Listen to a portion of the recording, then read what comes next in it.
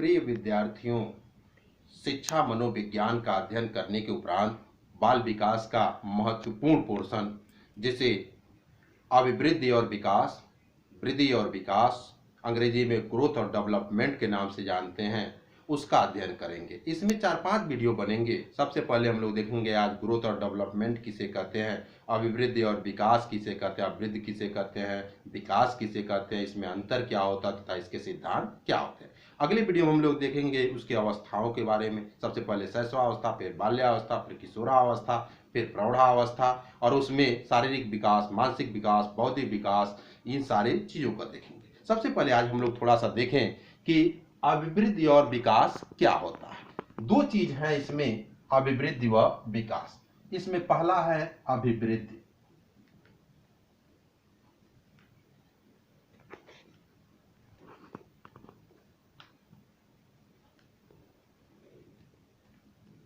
अभिवृद्धि क्या है?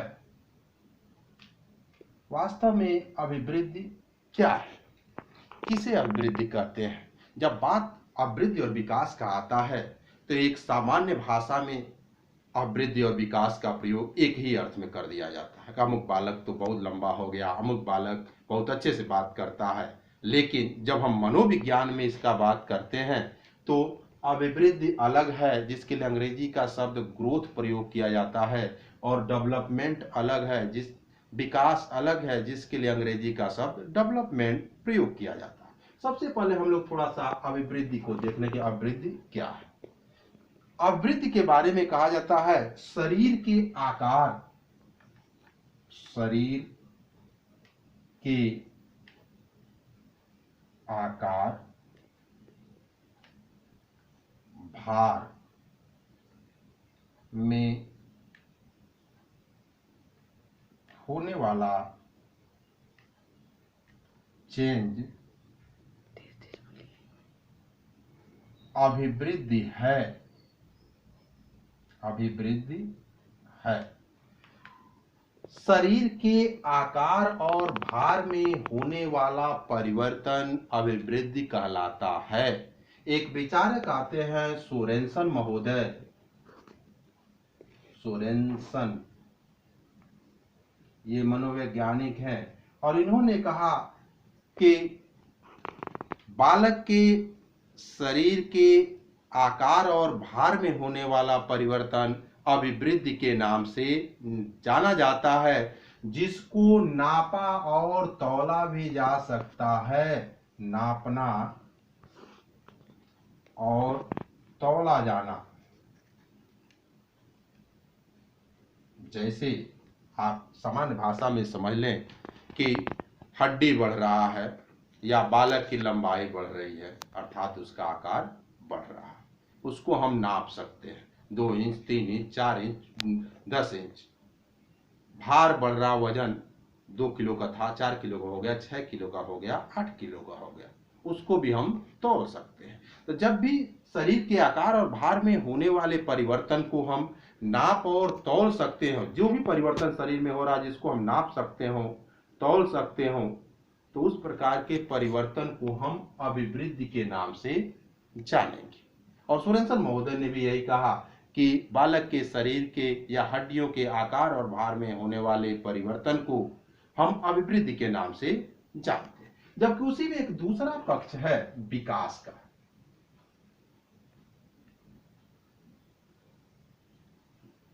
विकास तो हम लोग सुनते सुनते बड़े हो गए, आप भी जिस दिन से जन्म लिए तब से लेकर के सुनते रहे होंगे।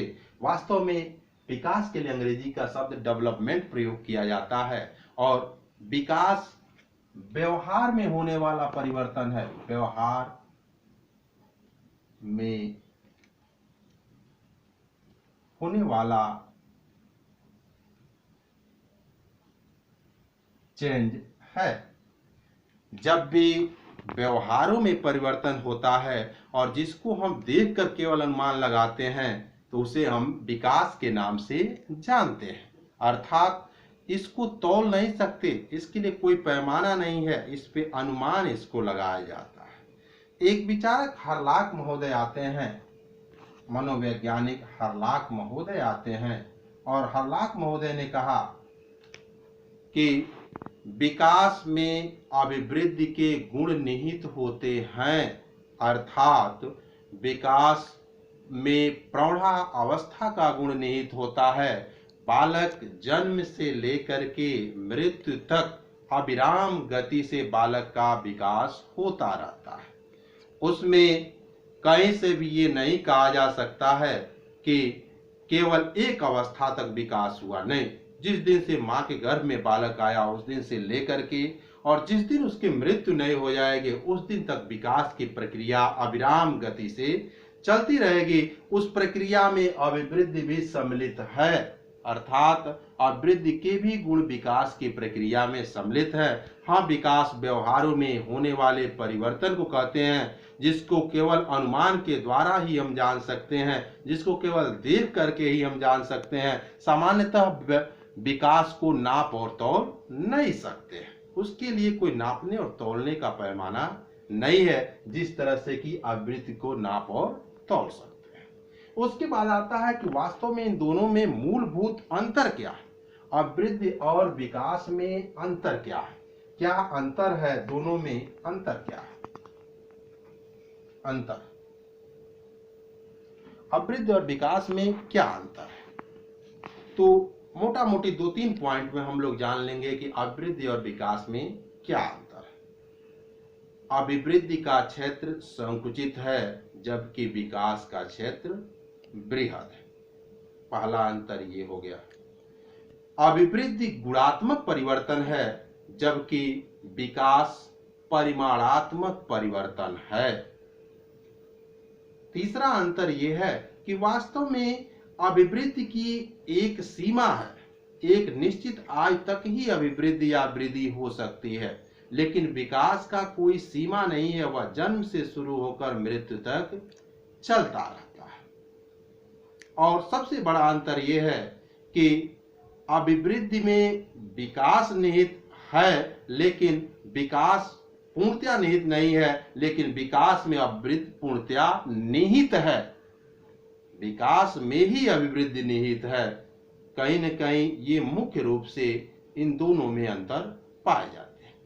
उसके बाद से अंतर के बाद से आता है कि वास्तव में अभिवृद्धि और विकास की जो प्रक्रिया है वो किस सिद्धांत के आधार पर संचालित होता है। अभिवृद्धि और विकास का जो कौन सा सिद्धांत है, किस सिद्धांत के आधार पे अभिवृद्धि और विकास की प्रक्रिया संचालित होती है।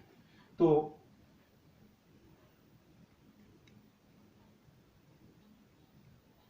अभिवृद्धि एवं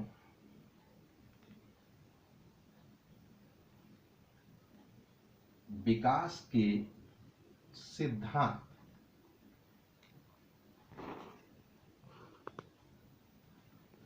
अभिवृद्धि एवं विकास के सिद्धांत सामान्यतः अभिवृद्धि और विकास या विकास के जो सिद्धांत हैं 10 सिद्धांत हैं, जिसके आधार पे बालक के विकास की प्रक्रिया संचालित होती है।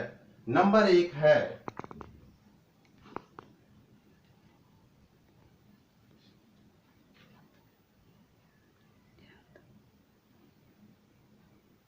निरंतर विकास का सिद्धांत। वास्तव में विकास के 10 सिद्धांत होते हैं, उसमें पहला ही है सिद्धांत निरंतर विकास का सिद्धांत। यह सिद्धांत कहता है कि वास्तव में जो विकास होता है वो एकाएक नहीं हो जाता है, उसकी गति थोड़ा धीमी और थोड़ा तीव्र हो सकती है। जैसे शैशवावस्था में बालक का विकास तीव्र गति से होता है और बाल्यावस्था में विकास धीमी गति से होता है, लेकिन ये नहीं कह सकते हैं कि विकास किसी अवस्था में होता नहीं और किसी अवस्था में होता है, या कुछ समय तक होता है और कुछ समय तक नहीं होता है। अर्थात विकास का जो सिद्धांत है और उसमें जो निरंतर विकास का पहला सिद्धांत है वो कहता है कि विकास की गति निरंतर बनी रहती है, वह चलती रहती है। हाँ, किसी समय वह तीव्र हो सकती है और किसी समय वह धीमी हो सकती है। उसके बाद से आता है दूसरा विकास का सिद्धांत, विकास की विभिन्नता का सिद्धांत, विकास के विभिन्नता का सिद्धांत। दूसरा जो सिद्धांत है विकास का, वह है विकास के विभिन्नता का सिद्धांत। यह सिद्धांत कहता है कि वास्तव में विकास होता है निरंतर, पहला कहता है निरंतर विकास होता है, लेकिन दूसरा कहता है इसमें विभिन्नता पाई जाती है, अलग अलग लोगों में अलग अलग तरह से विकास होता है। व्यक्तिक विभिन्नता के आधार पर विकास में भी विभिन्नता पाई जाती है। अलग अलग लोगों के विकास की गति अलग अलग होती है, अर्थात विकास के में विभिन्नता पाई जाती है और विकास विभिन्नता के सिद्धांत पर भी कार्य करता है। उसके बाद से तीसरा सिद्धांत आता है, विकास का जो तीसरा सिद्धांत आता है विकास क्रम का सिद्धांत, विकास क्रम का सिद्धांत।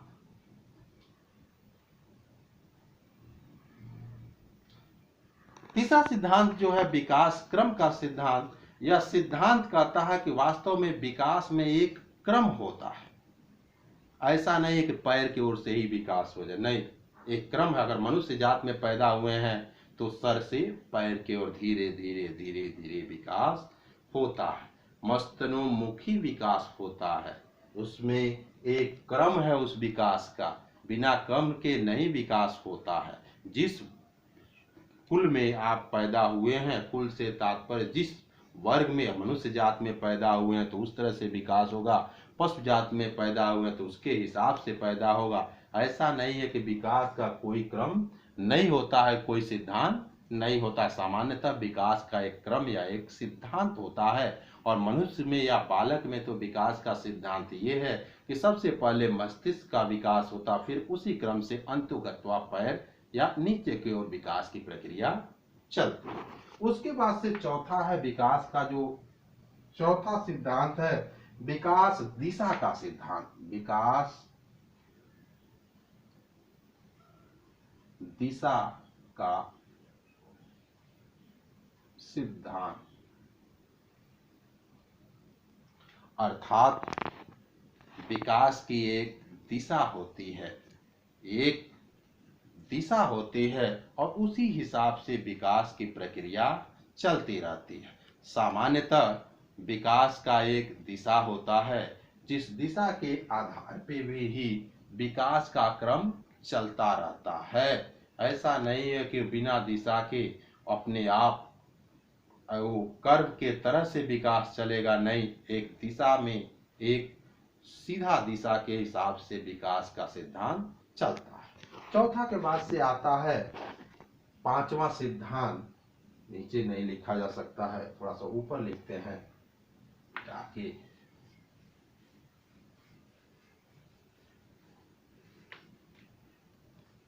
पांचवा सिद्धांत आता है विकास का सामान्यतः एकीकरण का सिद्धांत, एकीकरण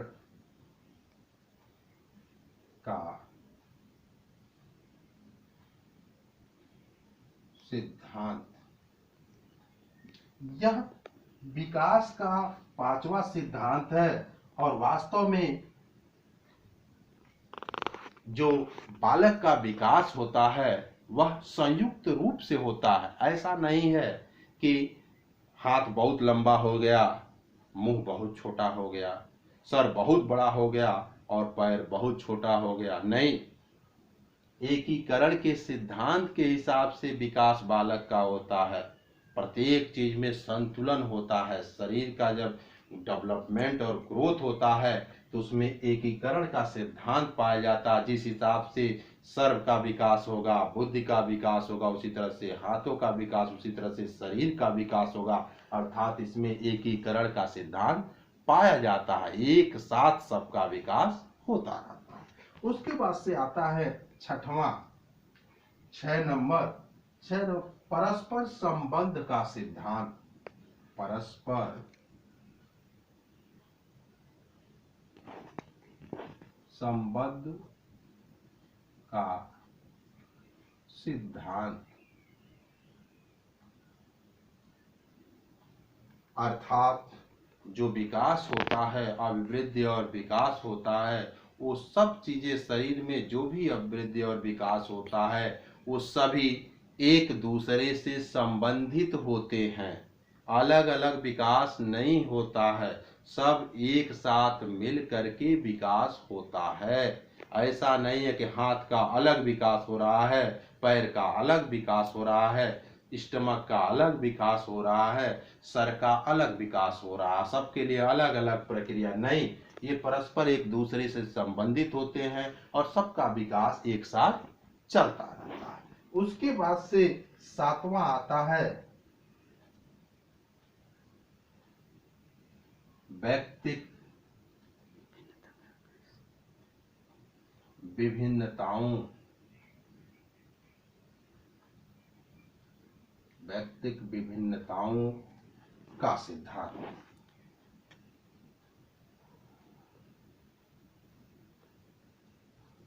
वास्तव में अभिवृद्धि और विकास का जो 7वां सिद्धांत यह कहता है कि अभिवृद्धि और विकास में वैयक्तिक विभिन्नता पाया जाता है। एक ही माँ बाप से जन्म लेने वाले 2 संतानों में भी वैयक्तिक विभिन्नता पाई जाती है।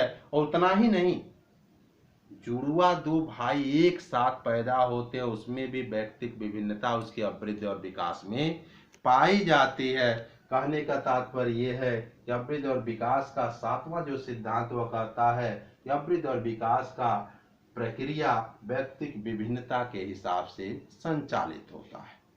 एक ही परिवार में जन्म लेने वाले 2 भाइयों में भी वैयक्तिक विभिन्नता के आधार पर विकास होता है। 8वां नंबर समान प्रतिमान का सिद्धांत। समान प्रतिमान का सिद्धांत, समान प्रतिमान का सिद्धांत। वास्तव में जो व्यक्तियों का जो विकास होता है वह समान प्रतिमान के सिद्धांत के अंतर्गत। अगर मनुष्य जाति में जन्म लिया है तो उस हिसाब से उसका विकास होगा। पशु जात में जन्म लिया है तो पशु जात के हिसाब से उसका विकास होगा। पक्षी जात में विकास जन्म लिया है तो पक्षी जात के हिसाब से उसका विकास होगा। अर्थात प्रत्येक जात में जन्म लेने वाले लोगों का समान विकास का प्रतिमान होता है। 9वां जो होता है विकास का, जो 9वां सिद्धांत है सामान्य और विशिष्ट, सामान्य और विशिष्ट प्रतिक्रिया का सिद्धांत। प्रतिक्रिया का सिद्धांत। और नंबर 10 जो है वास्तव में वंशानुक्रम व वातावरण के अंतःक्रिया का सिद्धांत। वंशानुक्रम एवं वातावरण के अंतः क्रिया का सिद्धांत। जो 9वां है सामान्य और विशिष्ट प्रतिक्रिया का सिद्धांत, वह कहता है कि अलग अलग जो लोग हैं, वास्तव में जो अलग अलग लोग हैं, सामान्य और विशिष्ट प्रतिक्रिया का सिद्धांत, अलग अलग जो लोग हैं उनमें जो विकास की प्रक्रिया पाई जाती है वो अलग अलग पाई जाती है। जैसे विकास की सब अवस्थाओं में बालक की प्रतिक्रियाएं विशिष्ट बनने से पूर्व सामान्य प्रकार की होती है। जैसे मान लिया विकास जो होता है सामान्य और विशिष्ट प्रतिक्रिया का सिद्धांत ये कहता है कि सबसे पहले विकास सामान्य होता है, सामान्य रूप से सबका विकास होता है, और फिर उसके बाद विकास की प्रक्रिया विशिष्ट होती है। उसके बाद से आता है सबसे अंतिम वंशानुक्रम में वातावरण के अंतःक्रिया। यह सिद्धांत कहता है कि वास्तव में जो भी हमारा ग्रोथ और डेवलपमेंट होता है वो हमारे हेरिडिटी, वंशानुक्रम और वातावरण का क्रिया है, प्रतिक्रिया है। जैसे माता पिता, जैसे दादा दादी, जैसे परदादा परदादी, उसी तरह से उनके बालक भी होते हैं और उसी हिसाब से उनका ग्रोथ और डेवलपमेंट भी होता है। मित्रों, प्रिय विद्यार्थियों, आपको हमारा वीडियो कैसा लगा इसे भी आप बताएंगे, साथ साथ हमारे वीडियो को लाइक और सब्सक्राइब करेंगे। अगले वीडियो में हम लोग विकास की अवस्थाओं का अध्ययन करेंगे, चारों अवस्थाओं का अलग अलग वीडियो में अध्ययन करेंगे। और साथ साथ एक चीज और आपको बता दें, जब हम लोग विस्तृत पढ़ लेंगे तो उसके बाद ऑब्जेक्टिव भी हम आपको क्वेश्चन बना करके रखे हुए हैं, उसका भी हम वीडियो बना करके आपके पास प्रेषित करेंगे। उम्मीद करते हैं कि आप हमारे वीडियो को अधिक से अधिक लाइक करेंगे, सब्सक्राइब करेंगे और इसी उम्मीद के साथ पुनः अगले वीडियो में हम लोग मिलेंगे। बहुत बहुत धन्यवाद। नमस्कार।